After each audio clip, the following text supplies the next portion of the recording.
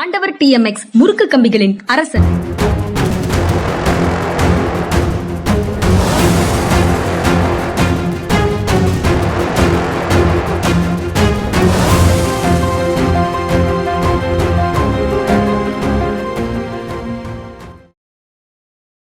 வணக்கம். இது மனிதா மனிதா.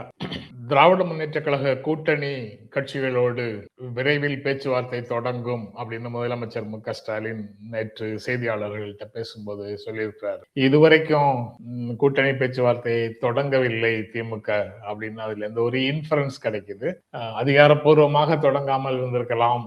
ஆனா அதிகாரப்பூர்வமற்ற முறையில எல்லாரோடும் கொஞ்சம் கொஞ்சம் பேசிட்டு தான் இருந்திருப்பாங்க. மியூச்சுவலா ஒருத்தரோட ஒருத்தர் என்ன உணர்வுல இருக்கோங்கிறத பகிர்ந்து கொண்டுதான் இருப்பார்கள். அதை குழு போட்டு அவங்க இந்த குழு ஒவ்வொரு கட்சியும் குழுக்கள் சந்திச்சுதான் அதையெல்லாம் பேசணும்னு அவசியம் எதுவும் இல்லை அப்படின்னு நான் நினைக்கிறேன். அதுதான் எல்லாருக்கும் தெரிந்த விஷயமாகவும் இருக்கும். இருந்தாலும் அதிகாரப்பூர்வமான பேச்சுவார்த்தை என்பதற்கு ஒரு சடங்கு மாதிரி குழுக்களை போட வேண்டியது இருக்குது. அந்த குழுக்கள் பேச்சுவார்த்தை நடத்த வேண்டியது இருக்குது. காங்கிரஸ் கட்சி ஏற்கனவே ஒரு குழுவை போட்டு அவங்க பேச்சுவார்த்தைக்காக காத்திருக்கிறோம் வேற சொல்லிக்கிட்டே இருக்கிறாங்க. அதனால அவங்களுக்கு வேறு ஏதேனும் திட்டம் இருக்குதா அப்படின்னு சந்தேகத்தை ஊடகங்கள்ல பலர் கிளப்பிக்கிட்டே இருக்கிறாங்க. அது எல்லாத்துக்கும் சேர்த்துதான் பதில் சொன்ன மாதிரி விரைவில் பேச்சுவார்த்தை தொடங்கும் அப்படின்னு முதலமைச்சர் சொல்லியிருக்கிறாரு. யாரையுமே நாங்க எதிரிகளாக பார்க்கறது இல்ல, எல்லாருமே நண்பர்கள் தான். தேர்தல்ல சேர்ந்து போட்டியிடுகிறோம் அப்படிங்கிறதையும் அவர் குறிப்பிடுறாரு. திரும்ப எல்லாருக்கும் தெரிந்த செய்திகளை தொடர்ந்து ஃபாலோ பண்ணிட்டு வர்ற எல்லா நண்பர்களுக்கும் தெரிந்த செய்தியோட தான் தொடங்குறேன்.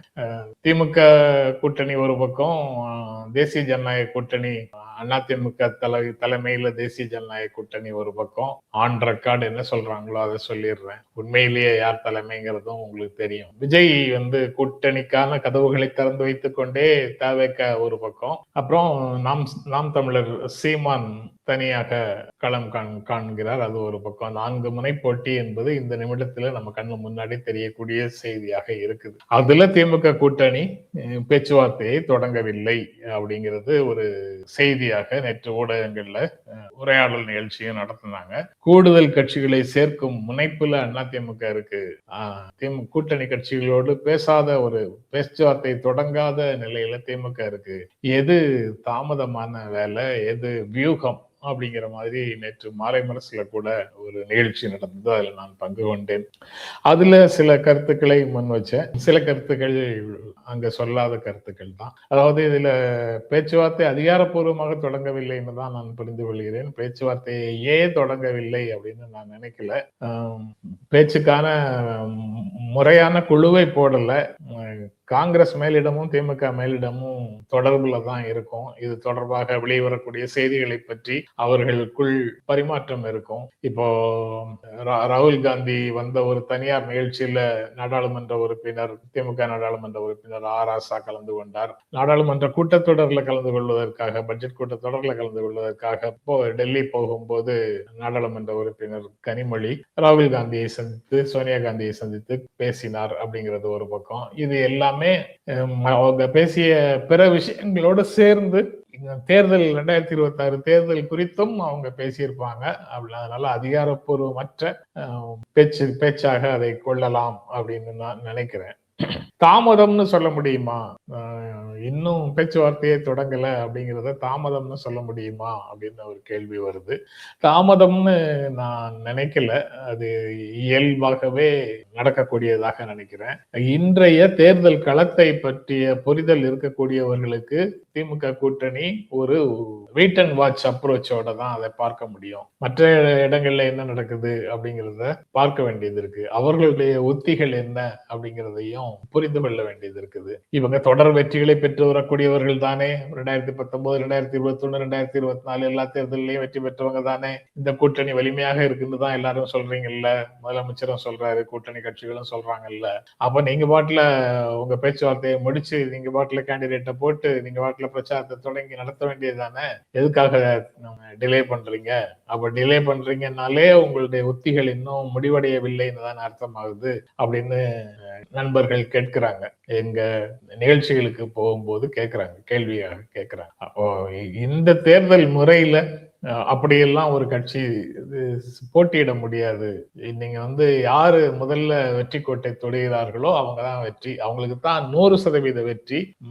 ஒரு நொடி பின்னால வந்து கோட்டை தொடர்றவங்களுக்கும் 1% வெற்றி கூட கிடையாது. அவங்களுக்கு எந்த மதிப்பும் கிடையாது. அவங்க பெற்ற வாக்குகளுக்கு மதிப்பு கிடையாது. அப்படிங்கும்போது அந்த தேர்தல்ல அந்த சிறு வாக்குகள் வித்தியாசத்திலேயாவது, குறைந்த அளவு வாக்குகள் வித்தியாசத்திலேயாவது வெற்றியை மீண்டும் மீண்டும் உறுதி செய்ய வேண்டிய பொறுப்பு அந்த கூட்டணிக்கு இருக்கிறது.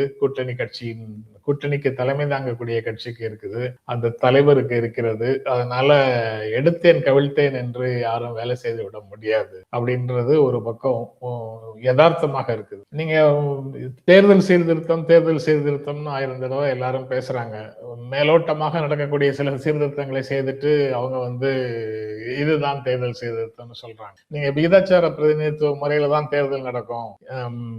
எல்லா கட்சிகளும் அவங்க போட்டியிடட்டும், பிளாக்காவோ தனித்தனியாகவோ போட்டியிடட்டும். அந்த கட்சி பெற்ற வாக்குகளுக்கு தகுந்த மாதிரி நாடாளுமன்றத்துல, சட்டப்பேரவையில இடங்கள் ஒதுக்கப்படும் அப்படின்னு ஒரு சீர்திருத்தத்தை கொண்டு வந்து விட்டால் அதற்கு பிறகு இந்த மாதிரி பிரச்சனைகள் எல்லாம் வர்றதுக்கு வாய்ப்பு இல்லை.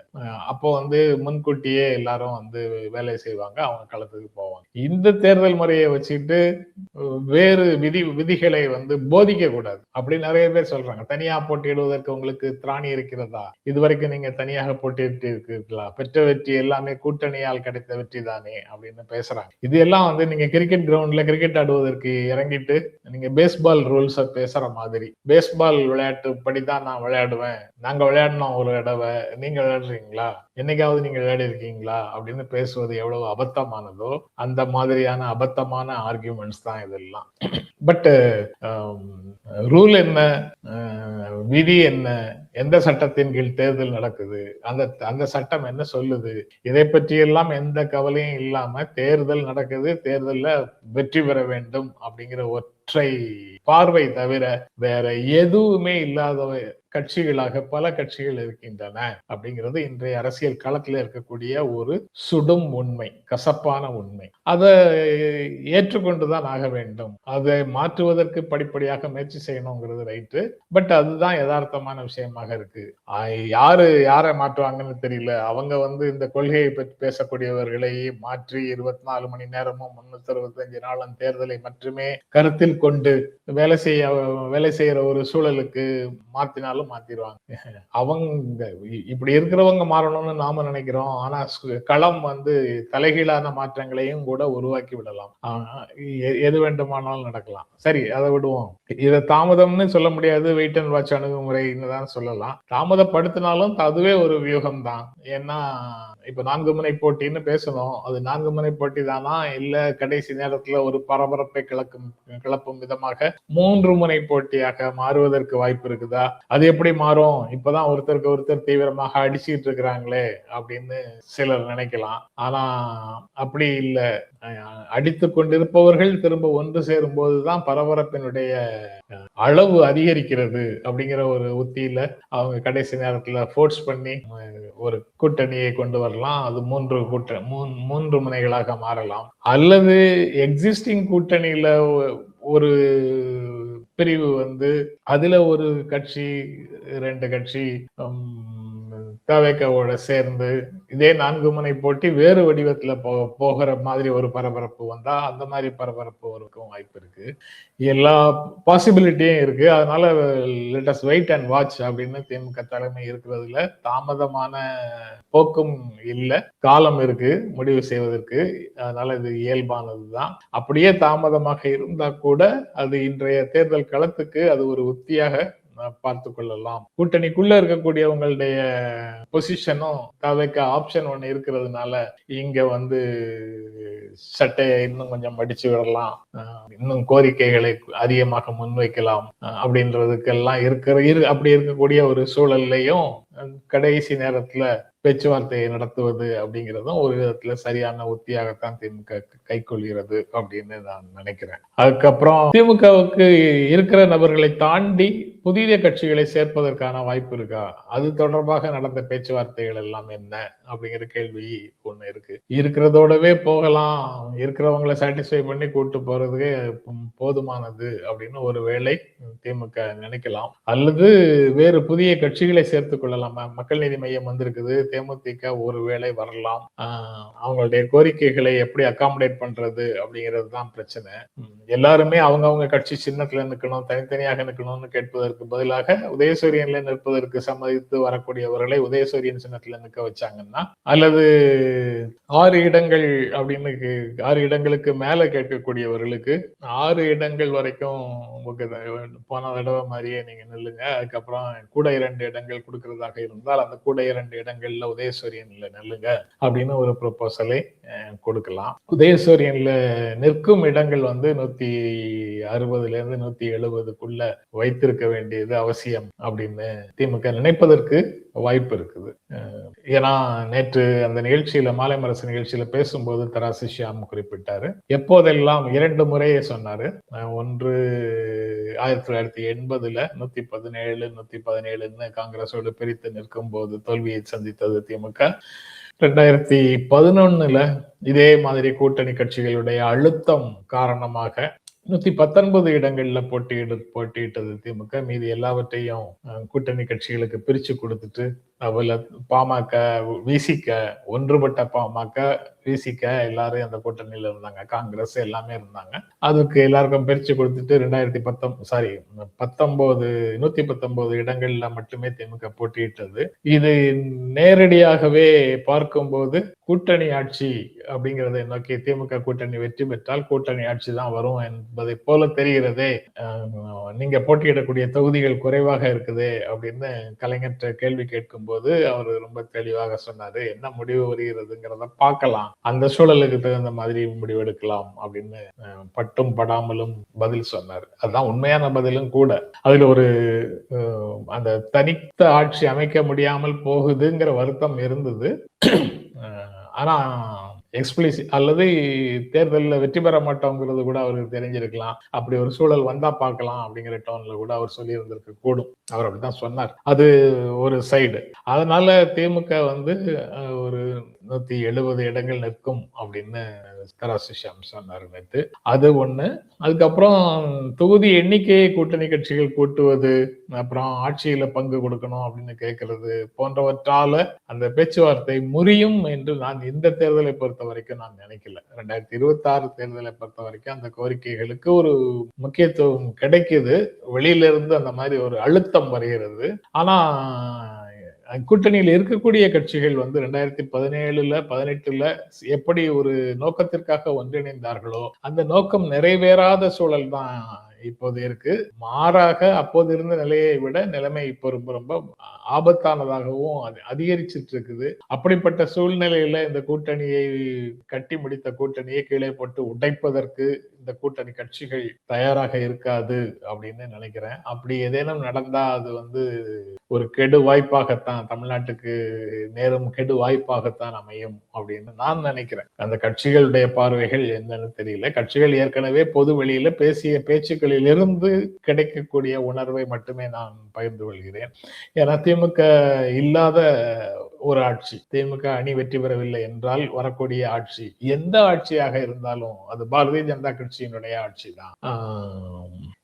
அதாவது நான் பல முறை ஏற்கனவே பேசினதுதான். நீங்க லெமனேடுக்கு ஒரு சோடா, கோலாவுக்கு ஒரு சோடா, ஆரஞ்சுக்கு ஒரு சோடா அப்படின்னு பல ரகங்கள்ல மார்க்கெட்ல நமக்கு சாய்ஸ் இருக்கிற மாதிரி பானங்கள், மென்பானங்கள் நமக்கு சந்தையில சேரலாம். ஆனா எல்லாமே பெப்சியோடைய ப்ராடக்ட்ஸ் அல்லது கொக்கோ கோலாவோட ப்ராடக்ட்ஸ் அப்படிங்கிற மாதிரி நாம எப்படி ஒரு புரிதல் வைத்திருக்கிறோமோ, பாஸ் எல்லாருக்கும் எல்லா ப்ராடக்ட்டுக்கும் பாஸ் ஒரே பாஸ் தான் அப்படிங்கிற மாதிரி இப்போது தேர்தல் காலத்துல 4 முறை போட்டியாக இருந்தாலும் சரி, அதுல ஒன்றை தவிர மீதி 3ம் ஒரே ஓனர்ஷிப்ல வர்றதாகத்தான் இருக்கு அப்படிங்கிறத பல கட்சிகள் திமுக கூட்டணியில் இருக்கக்கூடிய கட்சிகள் எல்லாமே ஏற்றுக்கொண்டு பேசிட்டு இருக்கிறாங்க. அது ஒரு பக்கம். திமுக இல்லாத ஆட்சினா அது பாஜக ஆட்சி தான், பாஜக ஆட்சினா அது ஆர்எஸ்எஸ் ஆட்சி தான், ஆர்எஸ்எஸ் ஆட்சினா அது சனாதன ஆட்சி தான், சனாதன ஆட்சினா அது வர்ணாசிரம அடிப்படையிலான ஆட்சி தான்.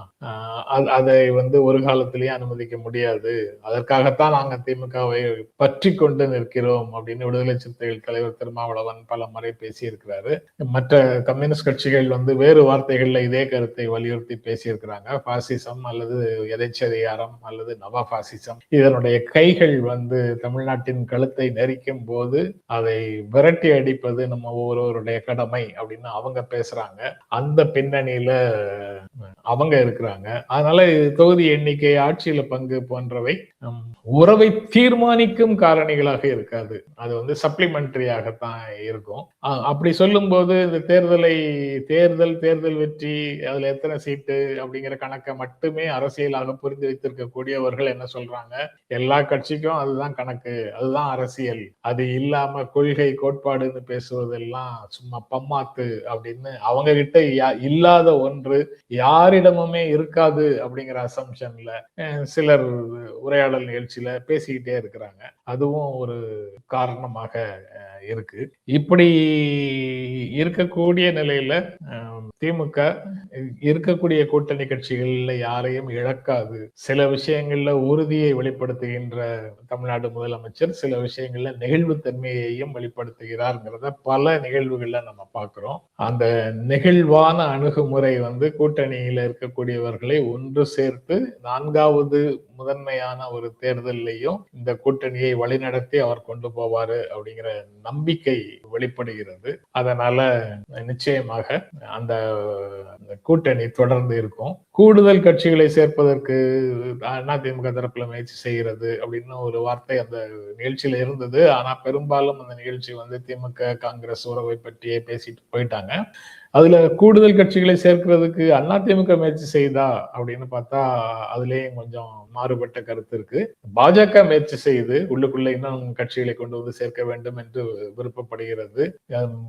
ஒவ்வொரு கட்சிக்கும் இடங்களை வாங்கி அதிமுக போட்டியிடும் இடங்களை குறைப்பதற்கு அதுக்கு பின்னால ஒரு டிசைன் இருக்குமோன்னு அதிமுக பலர் சந்தேகப்படுறாங்கிறதும் செய்தி தான். அப்படி ஒரு நிலை வந்ததுன்னா 2011 திமுகவுக்கு என்ன நிலை வந்ததோ அதே மாதிரியான நிலைமை தான் அதிமுகவுக்கு வரும். அது போட்டியிடும் தொகுதி 150க்கு கீழே வந்துடும், 140 130க்குள்ள வந்துடும். அப்போ ஒரு மாபெரும் வேவ் இல்லாத ஒரு சூழல்ல தனியாக ஆட்சி அமைப்பது அப்படிங்கிறது கனவு அதிமுகவுக்கு தகர்ந்து போகும். கூட்டணி ஆட்சி தான் அப்படிங்கிறது உறுதியாகிவிடும். அப்படி ஒரு நெருக்கடியை நமக்கு உருவாக்குவதற்காகத்தான் கூட்டணி கட்சிகள்ல அவரை கூப்பிடு இவரை கூப்பிடு, கட்சியில சேர்க்காட்டாலும் பரவாயில்ல கூட்டணியில சேரு அப்படின்னு எல்லாம் சொல்றாங்களோ அப்படின்னு ஒரு சந்தேகம் அவர்களுக்குள்ள இருக்கு. அது போக அண்ணாமலை தன்னை அந்த தேர்தல் பணிகளில் இருந்து விலக்கி கொண்டிருக்கிறார் அப்படிங்கிறதும் ஒரு செய்தி. அதுவும் அவர் ஒருவர் போனா என்ன, அவருக்கு ஆதரவாளர்களாக இருந்தவங்க இன்னும் அமைப்பினுடைய ஆதரவாளர்களாகத்தான் இருக்காங்க அப்படின்னு சொல்றாங்க.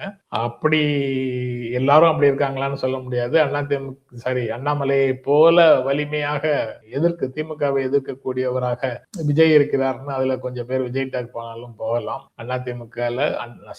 அண்ணாமலையை ஆதரித்த சக்திகள்ல ஒரு பகுதியினர் அமைப்பு சார்ந்தவர்கள் இல்ல,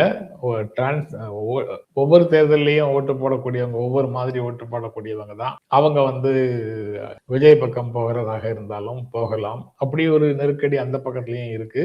இந்த பக்கத்துலயும் கூட்டணியை ஃபைனலைஸ் பண்றதுல, இடங்களை பகிர்ந்து கொள்வதில் ஒரு நெகிழ்வு போக்கோட திமுக சமாளிக்கும்ங்கிற நம்பிக்கை இந்த பக்கத்துல இருக்கு.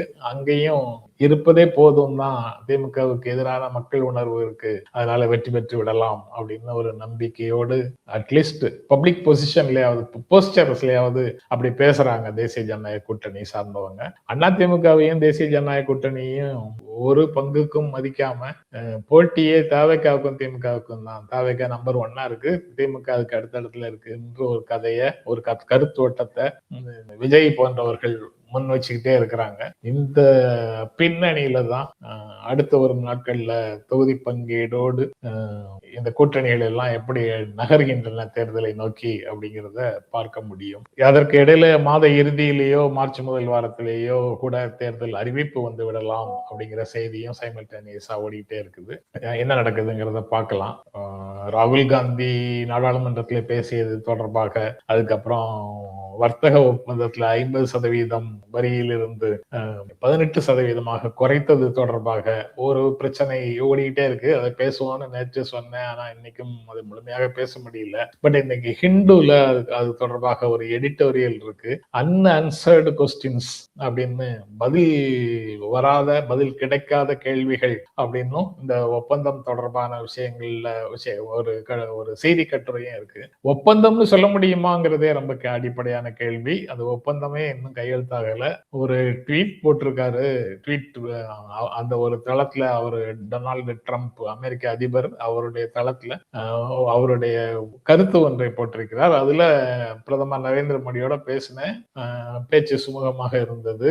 அவரு இதை செய்ய போறாரு, அதை செய்ய போறாருன்னு 2-3 விஷயங்களை சொல்றாரு. அது எல்லாமே உண்மையிலேயே நடந்துதா நடக்கலையா அப்படிங்கிறத பற்றி கன்ஃபார்ம் பண்ணல. ஆனா ட்ரம்போட பேசினேன், அதுல 18% வரிகளை குறைத்திருக்கிறார்கள், 50-18 குறைச்சிருக்கிறாங்க, அது மாபெரும் நன்மைகளை இந்தியாவுக்கு வழங்கும்னு பாஜக தரப்புல சொல்றாங்க. பிரதமர் மோடியும் சொல்றாரு. 18% முதல்ல வந்து 20 ஏதோ ஒரு பெர்சன்டேஜ்ல இருந்தது, அது 25% ஆச்சு. அதுக்கப்புறம் ரஷ்யாவிடம் இருந்து நீங்க பெட்ரோல் வாங்குறீங்க, கச்சா எண்ணெய் வாங்குறீங்க, அதனால அதுக்கு பெனால்ட்டியாக 25% கூடுதலாக போடுவோம் அப்படின்னு சொல்லிதான் அது 50% ஆச்சு. இப்போ முதல்ல இருந்த இடத்துக்கு அது போயிருக்குதா அப்படின்னு பாத்தீங்கன்னா போகல. 50ல இருந்து குறைஞ்சிருக்குதா அப்படின்னு குறைஞ்சிருக்குது. அது முதல்ல வந்து 2%-5% அல்லது 2-8% அப்படின்னு எல்லாம் இருந்த, பல முனைகள்ல இருந்த வட்டி விகிதம், இறக்குமதிக்கான வரி விகிதம் 25 18 ஆயிருக்கு. அந்த பெனால்டி கிளாஸ் எடுத்திருக்கிறாங்க. பெனால்டி கிளாஸ் எடுத்ததுக்கு ரஷ்யால இருந்து இனிமே அவங்க எண்ணெய் வாங்க மாட்டாங்க, அவங்க வந்து வெனிசுலால இருந்து வாங்குவாங்க, நம்ம கிட்ட இருந்து வாங்குவாங்க, நம்ம சார்பாக வெனிசுலா அதை கொடுக்கும் அப்படிங்கிற மாதிரி சொல்றாரு. இன்னொரு பக்கம் ஈரான்ல இருந்து எதையும் வாங்கிட்டு இருந்தீங்கன்னா அதுக்கு ஃபைன் உண்டுன்னு தனியாக ஒரு ட்ராக் அங்க இருக்கு. அது எல்லாத்துக்கும் சேர்த்துதான் கருத்தில் கொண்டுதான் இந்த முடிவு எட்டப்பட்டதா அப்படிங்கிறது தெரியல. இதுல அந்த ட்வீட் மட்டும்தான் இருக்கு. பிரதமர் மோடியோட கன்ஃபர்மேஷன், அவரும் ட்வீட்ல பேசினது மட்டும்தான் இருக்குது. ஒப்பந்தம் இன்னும் இரு தரப்பிலும் கையெழுத்தாகவில்லை. அது போக இது 50 குறைக்கிறதுக்கான பேச்சுவார்த்தையில குறைஞ்சதா அல்லது ஃப்ரீ ட்ரேடு ஒப்பந்தம்னு தனியாக நடந்து கொண்டிருக்கிற பேச்சுவார்த்தையில இந்த மாதிரி விஷயங்கள் நடந்ததாங்கிற சந்தேகமும் இருப்பதாக அந்த கட்டுரை சொல்லுது. அது இருக்கட்டும். ஆனா இன்னும் ரொம்ப தெளிவில்லாத, எல்லாராலும் கடுமையாக கண்டிக்கப்படுகின்ற இன்னொரு செய்தி என்னன்னா, இவரு 500 பில்லியன் டாலருக்கு, அமெரிக்க டாலருக்கு 500 பில்லியன் அமெரிக்க டாலருக்கு யுஎஸ்ல இருந்து பொருட்களை இந்தியா வாங்கும் அப்படின்னு ஒரு வாக்குறுதியை பிரதமர் கொடுத்திருக்கிறார். அங்கிருந்து வாங்கக்கூடிய பொருட்கள், இங்க வர்ற பொருட்களுக்கு இங்கு எந்த விதமான வரியும் கிடையாது, 0% தான் வரி. ஆக அங்க உண்டான காஸ்ட்ல அப்படியே இங்கேயும் வந்து இறங்கிரும் அப்படின்னு ஒரு செய்தி இருக்குது. அதை வந்து பிரதமர் உறுதி செய்யல. கிட்டத்தட்ட 50,000 கோடி யுஎஸ் டாலருக்கான பொருட்களை இறக்குமதி செய்யும் இந்தியா அப்படின்னு சொன்னா, இங்க அந்த பொருட்களை தயாரிக்கக்கூடிய நிறுவனங்கள் கடுமையாக சந்தைகளை நொறுங்கி போகும், அவங்களுடைய பிரைஸ் மெக்கானிசத்தோட போட்டியிட நம்மால முடியாது அப்படிங்கிற செய்தியும் சந்தைக்குள்ள வந்துட்டு இருக்கு. ரஷ்யாட்ட இருந்து வாங்காது அப்படிங்கிறத யாரோ சொல்றாங்க, அதை இந்தியா கேக்குதுன்னா இந்திய இறையாண்மை என்ன? நீங்க எடுத்த முடிவா, இல்ல அவங்க சொல்ற எல்லா முடிவுகளுக்கும் நீங்க கட்டுப்படுறீங்களா? இதுதானா உங்களுடைய துணிச்சல் அப்படிங்கிற கேள்வியை முன்வைக்கிறாங்க. ஏற்கனவே ராகுல் காந்தி நாடாளுமன்றத்தில் பேச முயற்சி செய்த பிரச்சனையில நிலப்பரப்பை சீனா ஆக்கிரமிக்குதுங்கிறது தொடர்பாக, தேச பாதுகாப்பு தொடர்பான பேச்சாக அந்த சமயத்துல அரசியல் தலைமையிடம் இருந்து கான்கிரீட்டாக எந்த ஆலோசனைகளும் ஆணைகளும் வரவில்லை. மிக இக்கட்டான ஒரு சூழல்ல அவங்க மௌனமாக இருந்து விட்டார்கள். உங்களுக்கு எது சரின்னு தெரியுதோ அதை செய்யுங்கன்னு சொல்லிட்டு விட்டுட்டாங்க அப்படிங்கறத அப்படின்னு இவர் சொல்லியிருக்காரு, நரவேன் சொல்லியிருக்காரு அப்படின்னு அவர் புத்தகத்தை, வெளிவராத புத்தகத்தை, அதாவது வெளியாகக்கூடிய நிலையில இருந்து யாரோ தலையிட்டதன் காரணமாக ராணுவம் தொடர்பான செய்திகள் அங்க இருக்குங்கிறதுனால அது வெளிவராமல் போய், அது தொடர்பாக கேரவன் பண்ணணும்னு நினைக்கிறேன். அதுல கட்டுரைகள் வந்து அந்த கட்டுரை வந்து அந்த கட்டுரையை கோட் பண்ணி, கட்டுரைக்குள்ளே ஒரு புத்தகத்துல இருப்பதாக சொல்லப்படுகின்ற பகுதியை கோட் பண்ணி ராகுல் காந்தி பேச முயற்சி செய்தாரு. அதை வந்து அவங்க பேச அனுமதிக்கல. அதுக்கு ஒரு கடிதத்தை, அந்த கட்டுரையினுடைய நகலோட அந்த ஒரு கடிதத்தை எனக்கு நீங்க அனுமதி மறுத்தது ஜனநாயகத்தின் மீதான கரை அப்படின்னு ராகுல் காந்தி சொல்லி ஒரு குற்றச்சாட்டை அனுப்பியிருக்கிறாரு. ஒரு கடிதத்தை அனுப்பியிருக்கிறாரு பேரவைத் தலைவருக்கு, மக்களவைத் தலைவருக்கு. கிட்டத்தட்ட பிரதமர் நரேந்திர மோடி முழுமையாக அமெரிக்காவிடம் சரணடைந்து விட்டார். நிலப்பரப்பை சீனா ஆக்கிரமிக்குது, சந்தையை அமெரிக்கா ஆக்கிரமிக்குது. 2 முனைகளிலேயே நடக்கக்கூடிய பேச்சுவார்த்தை தொடர்பாக உண்மையான நிலையை அரசு பேசுவதற்கு தயங்குகிறது, நாடாளுமன்றத்தில் விவாதிக்க தயங்குகிறது. இதனால வேற இந்த பிரச்சனைகள் எல்லாம் தள்ளி வச்சுட்டு இதை பத்தி பேசணும் அப்படின்னு இந்த ட்ரேட் டீல் தொடர்பாகவும் திருமாவளவன், ரவிக்குமார்னு 2 விடுதலை சிறுத்தைகள் எம்பிக்களும் கூட ஒத்திவைப்பு பிரேரணைகளை கொடுத்திருந்தாங்கன்னு நான் பார்த்தேன். அதையும் உங்களோட பகிர்ந்து கொள்ளலாம் நினைக்கிறேன். பாரதிய ஜனதா கட்சி பேசுகின்ற தேசபக்தி போலியானது அப்படின்னு அவங்க குற்றம் சாட்டுகிறார்கள். பிரச்சனை வரும்போது செயல்படும் துணிவு பிரதமருக்கு இல்லை அப்படின்னு எதிர்கட்சிகள் குற்றம் சாட்டுகின்றன. ஒட்டுமொத்தமாக இந்தியாவின் நலன்களை அமெரிக்காவிடம் அடகு வைத்து விட்டார், அல்லது விற்று விட்டார், அல்லது கைவிட்டு விட்டார். இந்திய இறையாண்மையை பலி கொடுத்த ஒரு நடவடிக்கை இது அப்படின்னு எல்லாம் வரிசையாக எல்லா அரசியல் கட்சிகளும் குற்றம் சாட்டுகின்றன.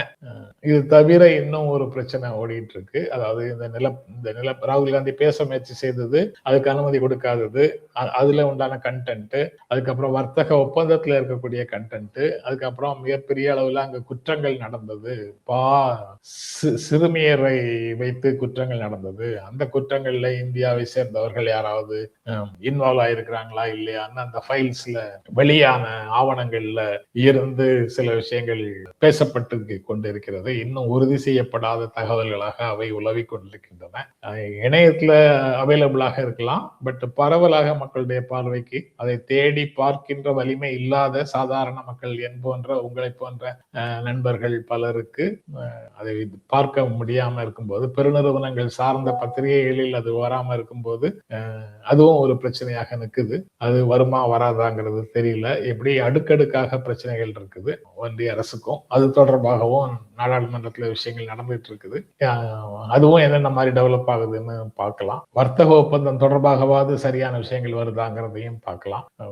இன்னொரு வீடியோல தொடர்ந்து எல்லா விஷயங்களையும் பேசலாம். ரொம்ப நன்றி, வணக்கம்.